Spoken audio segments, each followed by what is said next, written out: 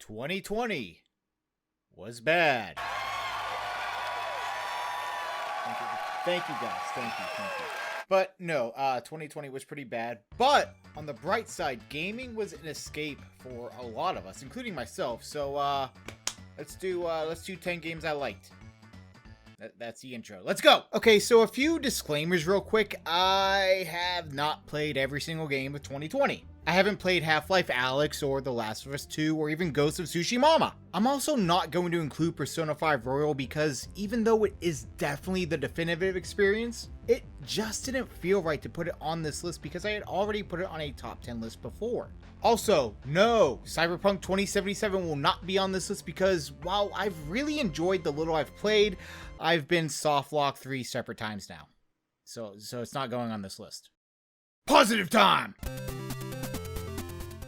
With the release of the PlayStation 5, people were really hyped for titles like Spider-Man Miles Morales, Sackboy's Big Adventure, and Demon's Souls. And not one person talked about the little homie Astro! It's a game that not only showcased what the PlayStation 5's DualSense controller can do, but was a very solid platformer in its own right. Astros Playroom is a short, sweet love letter to the PlayStation's journey throughout the years. You have these little robots acting out iconic video games that are released on the PlayStation consoles. You can collect these artifacts that show off all these cool niche things PlayStation has created over the years, and there's a final boss that's a really nice throwback. I don't want to spoil who it is, but don't get your hopes up unless you really know your PlayStation stuff. Astro's Playroom, while short, was extremely enjoyable even with the gimmicky portions of the game, like when you're rolling a ball with use of the touchpad or climbing as a monkey. Like during the monkey portion, you had to softly use the triggers depending on what kind of rock is in front of you. It's a fairly simplistic game, but it's such an enjoyable time. If you ever end up with a PlayStation 5, because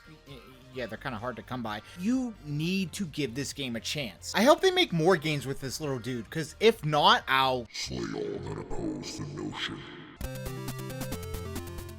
Back in elementary school, I only cared about 3 things: Goku vs. Frieza, exploring the Johto region for the first time ever, and Tony Hawk Pro Skater. Tony Hawk pushed me into skating, and while, yeah, I sucked at it, the games were monumental and shaped me into the teenager I was. So when hearing Tony Hawk Pro Skater 1 and 2 were getting remastered, I had to buy it. And this is, without a doubt, one of the greatest remasters of all time. You might be sitting there watching this video like, but Wolfkaosaun, this isn't a new video game. Well, too bad, it's too good not to put on this list, but fine, you want my list without it?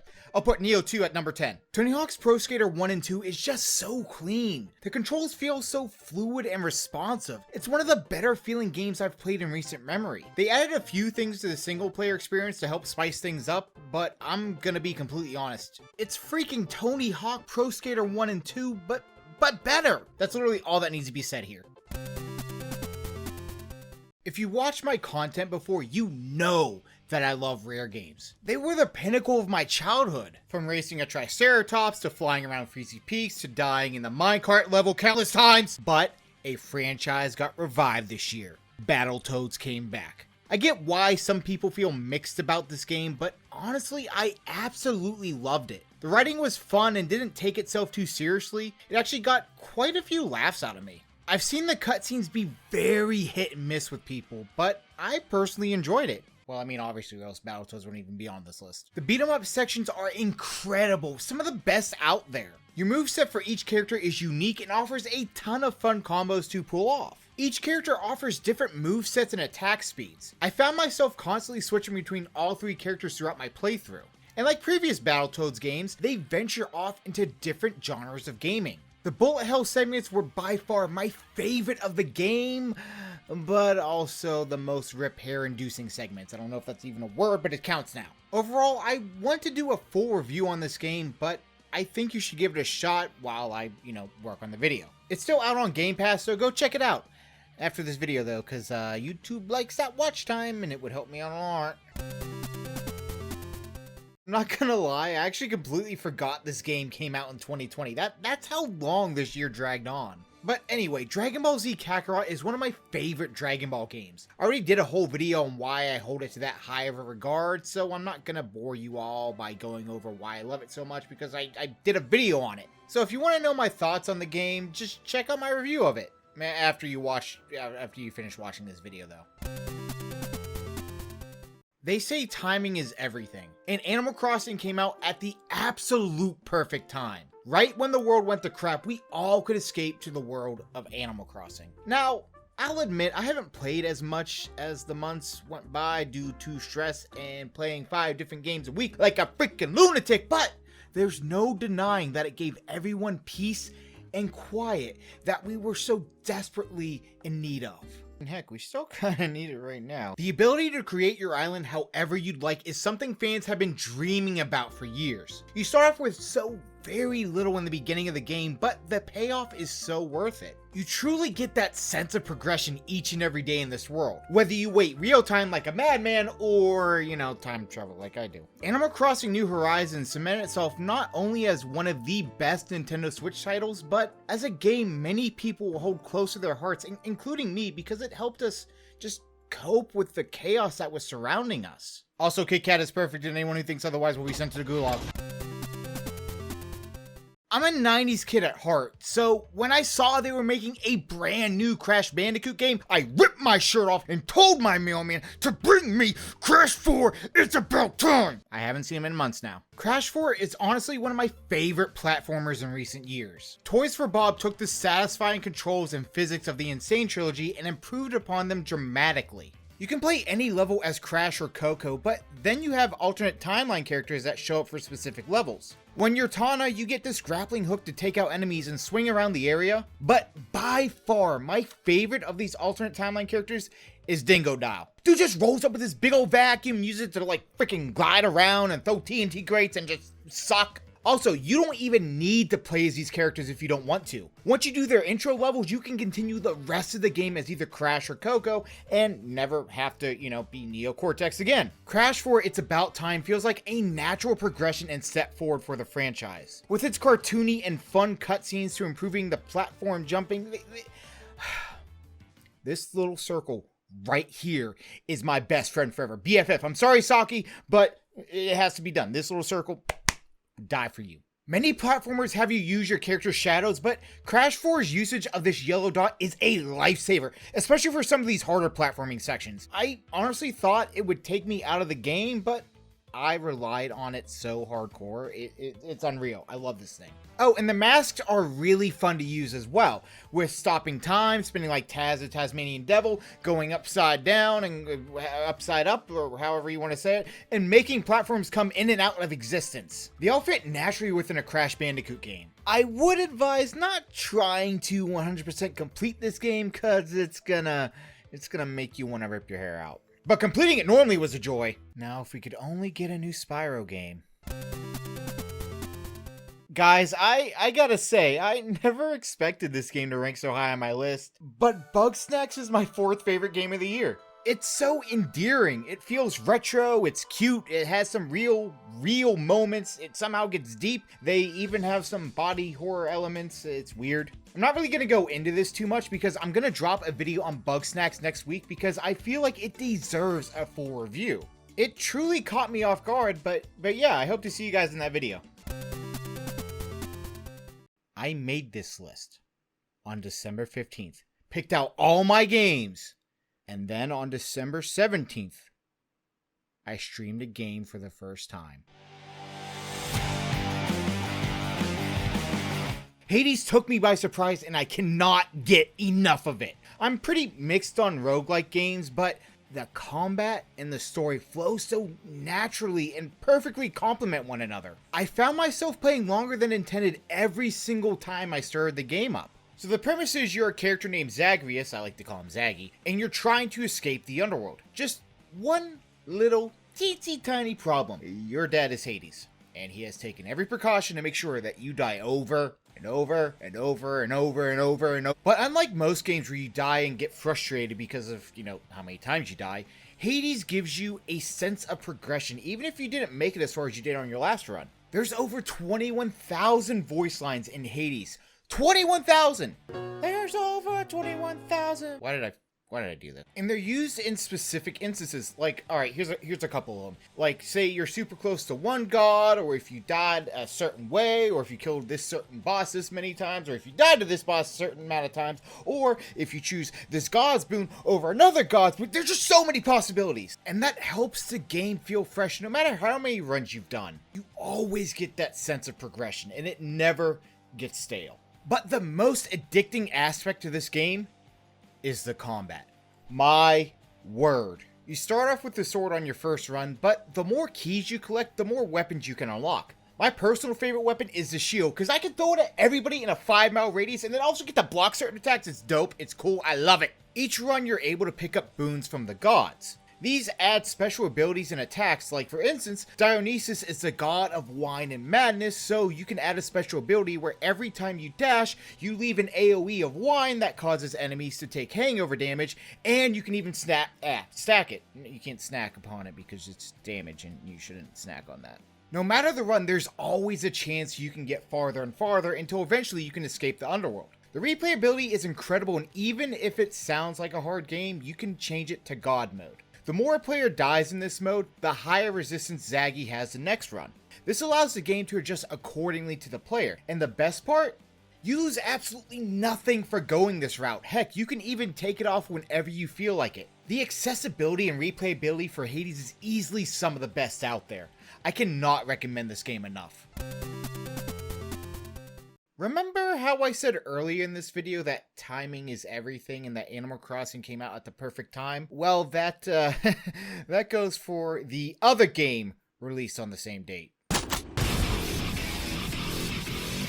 Doom Eternal is everything I wanted it to be. Sure, it feels more arcade-like than Doom 2016, but that's a huge aspect as to why I love it. Shooting demons never felt so good. Everything is so fast-paced that you need to keep moving, but that's quite alright because of how fun it is to move around. Enemies have certain weaknesses that you need to exploit or else you're gonna have a hard time, but attacking these weaknesses is addicting and a core element of the gameplay. It feels so satisfying to snipe off an Arachnotron's turret while flying through the air or throwing a sticky bomb into the gaping mouth of a cacodemon. There's so many ways to tackle these monsters that it allows you to learn how to play with different guns and playstyles, pushing you to become a better player not solely because of difficulty, but because of how fun it feels to learn new ways to rip and tear. The Super Shotgun is easily my favorite weapon in this game due to the grappling hook. Oh, and the Crucible Blade, but that goes without saying. I've seen some people have a problem with how the story goes, as it's a little more in-depth than just, "Hey, kill these hell priests!" But I personally really like that.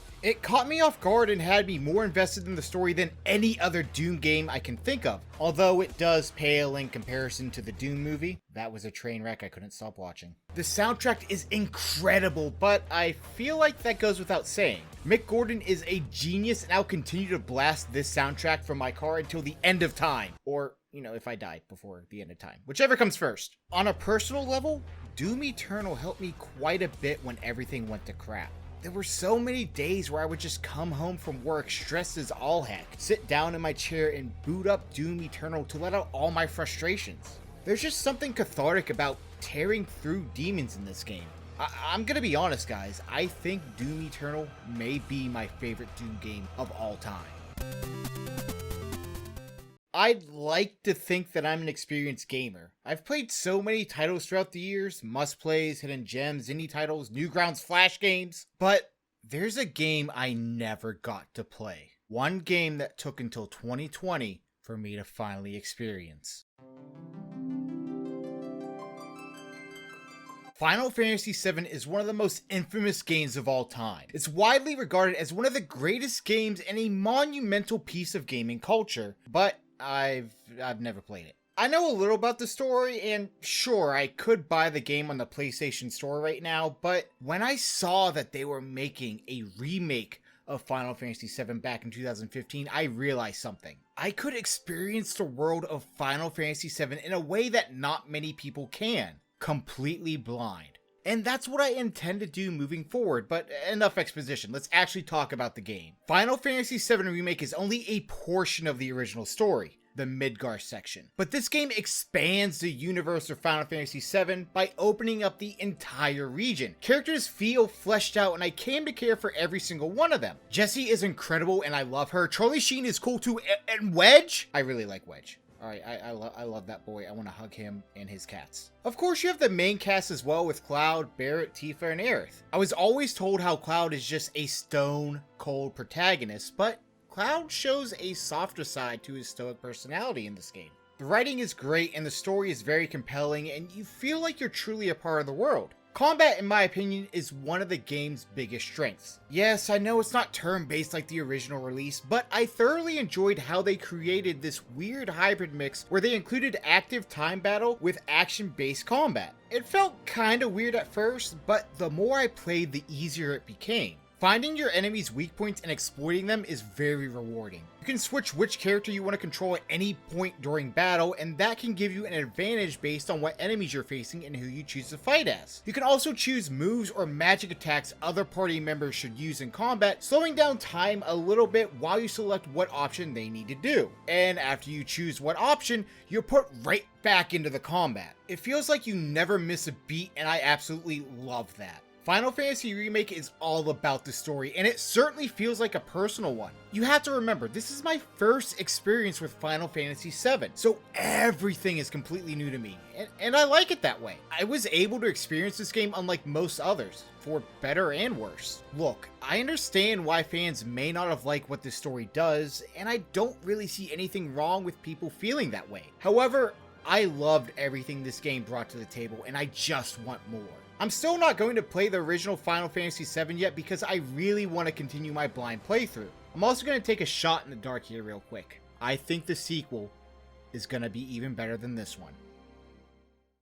And there you have it. There's my top 10 games of 2020. And now I'm going to be honest, I'm curious as to what yours are because, you know, we're going to have differing opinions and I just want to know you better. Also, a quick reminder that I am doing a Bugsnax video next week and I hope to see you there. And also, do not forget to like, comment, subscribe because, you know, I just want to know if you really enjoyed this video. Again, thank you all so much for watching. I appreciate you all, and I'll see you all in the next video. Gonna go ahead and shout out some patrons real quick. First of all, Cloud Connection, thank you so much for supporting me. He's a great YouTuber. You need to go check him out right now. Stop this video, type his name in, push enter. Go watch, go have fun. Lisa and Louis Hendricks, two of my best friends who continue to support me. I love you both. I would go to war with you and for you. I don't know why I'd go to war with you, but you get the idea. Actually, no, you don't. You're probably now scared. But I love you. And thank you to Jordan Wilder. Dude, you are incredible. You are such a good friend. You're such a good person. And we need to get back to streaming. I know I'm saying this in the middle of a video, but hey, that's okay. Maybe it'll make it happen. Anyway, thank you all again so much. Love you all, and I'll see you all in the next video.